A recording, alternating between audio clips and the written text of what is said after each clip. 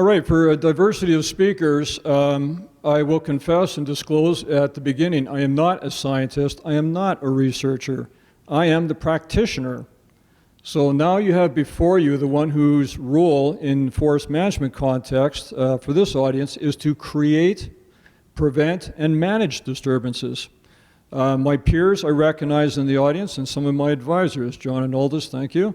This is your opportunity to critique. A key role and responsibility you have is to take a lot of the knowledge you have, and as we practice forest management today, to implement that. So let's see how well we do that. So typically you look at those lovely scenes, but a forester will look at that forest in the foothills, and the main thing for us is the driver for the ecology of the forest. How did it get there?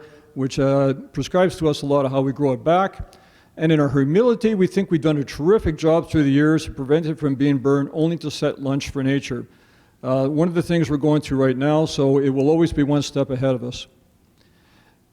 Just a reminder, from the time we were a young country to we became a province, it has been one successive policy and legislation after another to say Alberta's forests should remain as forests, prevent settlement, and protect them for the values of watershed and timber in particular.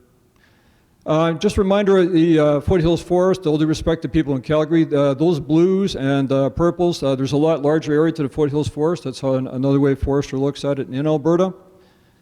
And there's a lot of activities out there besides the trees. You see a long list of activities that we all are familiar with. Some generalities, I won't read this list to you. The key message from this slide is two things. One is, it is a beautiful mature forest. But from our experience to pre-European or just before European settlement, it's well outside the natural range of variability. It's a very old forest. That forest burned a lot more often before we came along. And it's surprising you can't see it, but if you get into the business of looking at the landscapes, there's an awful lot of other footprint buried in that forest for other uses. Quickly, just a plug on forest management. You're not familiar with what we do. Axel talked a bit before, but one unique thing about our sectors is we do large-scale, spatial, and temporal scale planning. Very other resource sectors do that. Again, for the reason that we're afforded to do that, it has aspects of a lot of other resource management, integrated resource management, and we cannot simply do business until we submit these long-term plans to the province and work with them to establish strategies which will last well into the future. We take inventories of everything that's out there, vegetation, anthropogenic, biogeophysical features. Again, our principle of how much, if you're curious, how much can we harvest out there, based on the principle of how much does the forest grow, so we know how the trees and stands grow to determine that. And we do a lot of careful planning on deciding where we're going to harvest over long periods of time in decadal formation. Thank you, Axel. You did a much better job than I ever could. Just a bit of a demonstration again on foresters and what we know. We're aware of the concepts that have been spoken about today. As part of our jobs, in addition to looking at forests, we do a lot of classification of those watercourse features on defined systems. And we're quite familiar with how that might differ from different areas of the forest that we operate in. So just quickly on this, we're also aware, if you're not, you can imagine, as you move down slope in Alberta and you move from west to east, it simply gets drier. Foothills Forest we're familiar with is in the upper right-hand corner. Most of the precipitation is rain, comes in the summertime. Our fire seasons are typically on the shoulders of that precipitation. And by the way, if you have a fire risk in the middle of that precipitation, you know you're in trouble. And just another thing, two rivers I'm familiar with when I worked in the Slave Lake Forest, comparable rivers versus the Nordaig River. On the Salto, I could paddle in August, the Nordaig River, not likely, at least I wouldn't do it in my cedar strip canoe. That being said, what I need to be aware of is that Nordaig River produces a lot more water and it's a lot more variable. In practical terms, just observations, where I work, out of here, north of here, we've had 3 1-in-100-year flood events in the last 28 years. And when you look at engineered permanent crossings, bridges types of things, the bridges and crossings up in the higher elevations stood well through the storms. It was the crossings at the lower elevations and level terrain nearest to water sources that experienced failure. So lessons learned there. Again, as foresters, we map watersheds. Where are they out there? We look at the different orders of water classifications and stream orders in those different watersheds. At some point in time, we hire water experts, which will help us maybe model more precisely in some of those more sensitive watersheds what we do. And what I will do now is get into and slow down a bit is what we talk about is the impacts of timber harvesting and what we do. So focusing on this key factor of evapotranspiration rates, we're able to, and again, just some comments in Alberta relative to other jurisdictions, folks. Yes, it is cooler and drier in Alberta, but nonetheless, there's some unique things people have talked about it, sublimations and winds, particularly in the foothills. And it's been spoken to again, and won't be redundant with it. The first impact of timber harvesting, of course, is right after you remove the trees. Now, I'll stretch things a bit here. One of the questions, I'd really like to see this long-term research continue. When is the recovery, when as the forest grows back, and some of the factors folks have talked about here. We do know as foresters, maybe not from Alberta research, from other jurisdictions and species we deal with, that nutrient type of trees try to dominate the site at some point in time as they reach their peak of nutrient cycling there. It's relatively young in their age compared to what you see right now. Around that time, you start to get maximum foliar output. It would be really interesting to see from you scientific folks at what point in the age of the regenerating forest do you actually have hydrologic recovery, back to what you might call your reference points. Looking forward to that work. So key messages here for us is that disturbance, we have to look at this because of large spatial scales and because it limits how much we harvest. We want to model for these long-term plans types of constraints. The one that's been mentioned already, we call generally the first one we look at is the 25% guideline. I think Axel mentioned somewhere between 20 and 30. 25 is what the province has established. And we look at the individual watersheds in our forest area. First, we do that qualitative assessment. Could be a number of features there, exceptional topography, slope, special habitats. In some cases, we use more specific models if the data allows for it. And ultimately, that quantitative assessment. But generally, that's the very first guideline we're looking for is to constrain clear-cut harvesting in any particular watershed to that level. Again, we mentioned this concept of long-term stand harvesting sequencing. Again, we map the areas where we're going to harvest, and we try to determine by that harvesting pattern and constrain it based on this threshold. So by way of example, we look at a landscape. These are examples of areas where we're going to harvest in the forest over a period of 40 to 60 years. We overlay that on the type of watershed features and the constraints we talked about in topographic modeling, and quickly the model will tell us too much harvesting in a particular watershed. We dial the amount of harvesting back, which ultimately affects the harvest levels across the landscape that we have. So I'll move on to water quality, roads and stream crossings, and my mentors, fisheries biologists, water experts, always really focus on this one. What we do, what the concerns are, you've heard about it, it's around sedimentation. Certainly from the fisheries people, it can change the habitat conditions for that. Increasingly, there's a number of, or amount of non-forested areas out there for other purposes. Generally, the green zone is shrinking out there. And there's a lot of the aspects about, again, one of the wisdoms passed on to me from a fisheries biologist. People often ask us, well, do you monitor, if you will, sedimentation levels in the water, upstream and downstream of crossing? We used to do a lot of that. The advice I got from the experts is, no, better start looking at where you've left exposed soil. That's what you really want to focus on. And there's a big distinction between what you might have in natural events, particularly in our foothills type streams and rivers, which have that flushing type of effect. What's not natural is these permanent crossings having a slow, steady, chronic level of sedimentation. That's just what you don't see. So for protection, one of the obvious ones is simply minimize the number of crossings you have out there, minimize soil disturbance. I really appreciate the point somewhere, I think it was John talked about the effect of soil compaction. By the way, compacted soil does not grow trees well, so it's in our best interest as well to minimize the compaction as well as the amount of exposed soil. Crossing design and construction on crossings is, the province has done exhaustive work establishing guidelines and best practices on that type of work. I'll come back to that point in a minute. Soil disturbance erosion control, a number of types of things, but the key here is after we do our timber harvesting disturbance is going back that follow-up monitoring. What has recovered, what has revegetated, and what still is exposed.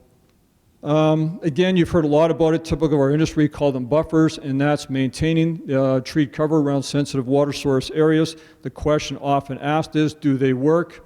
All I can offer is, as an expert, we've looked at this one with experts for a number of years. No real definitive research on their effectiveness, very site-specific. However, the reverse is true. There isn't a lot of evidence out there that says they don't work. So to this day, the standards as they are, we stand by them. Timing, of course, a lot of our activities are better done in winter on those sensitive sites. A lot of work by us goes into reclamation and restoration in addition to reforestation on those disturbed sites. Mentioned the LIDAR. I think when the other speaker will talk this later on. Great data set. A lot of we can do ahead of time before we plan our disturbances, submit our proposals to the province. Have a really good look at the lay of the land in terms of disturbances, watercourse features, slopes, that type of thing. Very beneficial nowadays. And we can eventually turn these into a product that will tell us ahead of time where the most sensitive areas are going to be, particularly in non-frozen conditions, and a wet areas mapping type of product. Again, another speaker will talk to that in more detail. One thing I would offer here is if you're thinking that there's a lot in regulations about protecting sedimentation and crossings, there really isn't. It's a lot about guidelines and best practices. I would offer to you, though, some best practices are better than others. A recent example of this, we hosted a conference of road builders. Went out to a first crossing, and the idea of the tour stop was to sort of say, okay, here's some examples of erosion control measures. The debate ensued in 30 seconds as to what's good and what's not.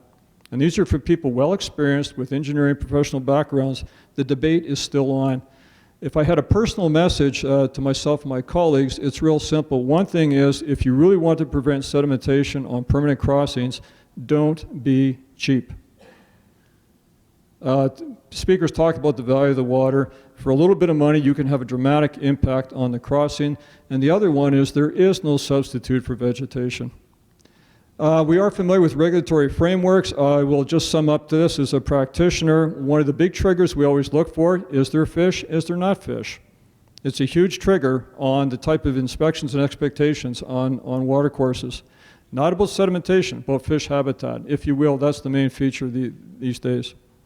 And again, a lot of the regulations have moved away from regulatory, prescriptive type of things to guidelines. Therefore, in an administrative way, it defaults back to the practitioner to make sure they're fully aware of those types of guidelines. And the other thing about guidelines is for those administering them, they can change them anytime they want. That's the beauty of it. You don't have to go through a regulatory process. The downside is it's a moving target. You have to, as a practitioner, you want to make sure you're up to speed on those all the time. Some of the, looking ahead as a practitioner again, continually better data sets, and some of the speakers you heard from today, really important for us that we start to get better and better at knowing where those water source areas are before we go in and create those disturbances. Models. A lot of the folks here talk about research and site-specific thing. Really what us landscape planners are thirsty for is models. And I know I can just hear researchers saying it's just a model. But the point is, nothing works faster to start quantifying long-term effects. So I would challenge that community to sort of say, please help us in the process of validating these models, because these models are, if you will, guiding a lot of the footprint to this today. Again, a lot of the discussion being what's natural variability, what's the difference in anthropogenic features, and again, this referencing, how good is your reference points? Looking ahead, natural disturbance. Yes, logging has certainly have an obvious footprint output, but as foresters, we're starting to be increasingly concerned. As I said earlier, we're starting to set lunch for nature in what we do. And again, despite our best efforts working with the province, there are times that it's just not in our control, be it weather, fire, or in the case of mountain pine beetle. Another interesting one that I tend to lose some sleep over these days is the research we're funding on climate change and what impacts that's going to have on Alberta's forests, particularly in the foothills. And when we look at a variety of different models and forecasts on it, they all say the same thing. Over the next 50 years, it's going to get warmer, it's going to get drier. And what that means is we're going to have a higher probability and severity of fires, and also the forest cover is going to change. It's going to migrate, it's going to move. What does that mean for us who want timber products is important, but again, also in terms of watershed values, that should be looked at. There's a number of good large-scale cooperative efforts going on, which I would really encourage us to continue. I know our organization has worked with Ducks Unlimited on mapping water source areas.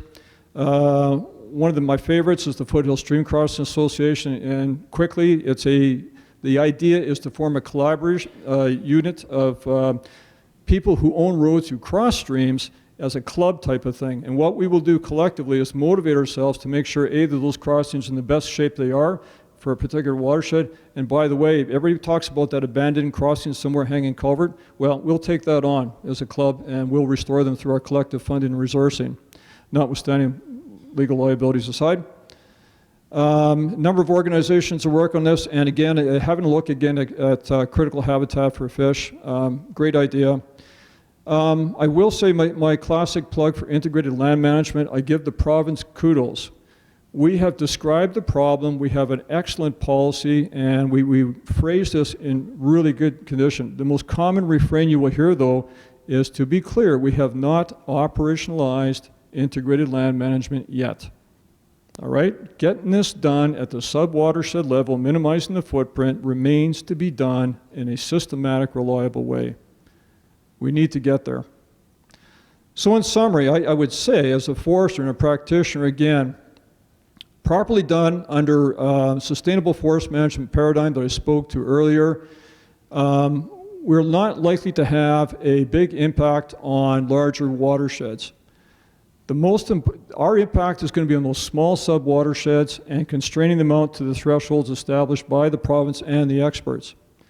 There's a lot of debate about how you do that. I think somebody talked about the idea of what we would call you get in and get out to a threshold. There are other ideas, and in addition to alternatives to clear cutting, no, we don't always have to clear cut, but to be clear cut is not just an economic consideration, it's also a way to get that forest back to the species we saw before. We can change it if we want, and we can do other harvesting methods.